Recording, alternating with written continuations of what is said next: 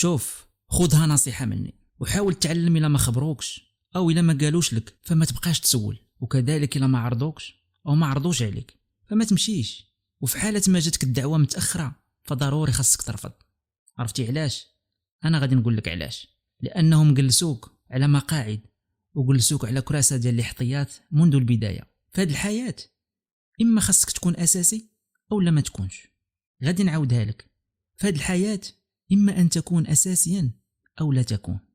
وما تنساش إلا سقط الاحترام أو ما بقاش الاحترام فليس هناك أي داعي لأي علاقة باش تكون أو باش تدوم. فما عمر الحب غادي يكون إلا ما كانش الاحترام، وكذلك ما عمر الصداقة غادي تدوم إلا ما كانش الاحترام، وكذلك ما عمر القرابة غادي تدوم إلا ما كانش الاحترام.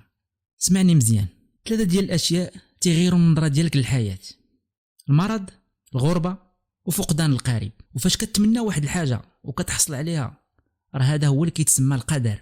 وفاش كتمنى واحد الحاجة وكتنتظر الحدود ديالها فهذا هو اللي كيتسمى التفاؤل. وفاش كتمنى شي حاجة وكتنتظرها بفارغ الصبر وما كتجيش ديك الحاجة فهاد الشيء كيتسمى سنة الحياة.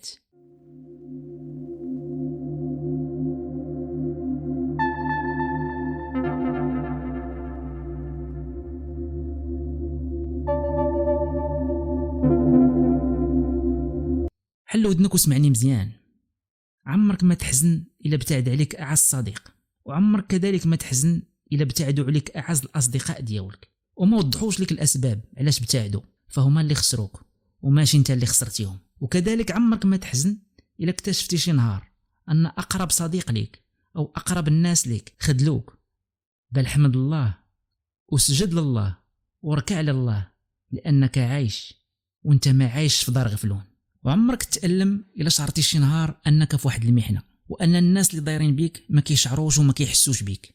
وكذلك شي نهار إلا ما حصلتيش على داكشي اللي باغي عمرك تقول هذا من سوء حظي، بل ضروري خاصك تقول أن الله عز وجل بغالي الأفضل. فهاد الحياة كل إنسان أو كل مخلوق عنده واحد البصمة كتميزه على غيره. شي وحدين البصمة ديالهم هي الحكمة، وشي وحدين البصمة ديالهم هي العقل، وشي وحدين اخرين البصمة ديالهم هي الصدق. ولكن سمعني وتذكر مزيان أن الأخلاق الجميلة كتجمع كل هاد البصمات. فالجمال ديال الأخلاق ديالك كيكفيوك عن جميع هاد البصمات. وإلا كان الجمال كيجذب العيون فتذكر أن الأخلاق كتملك القلوب.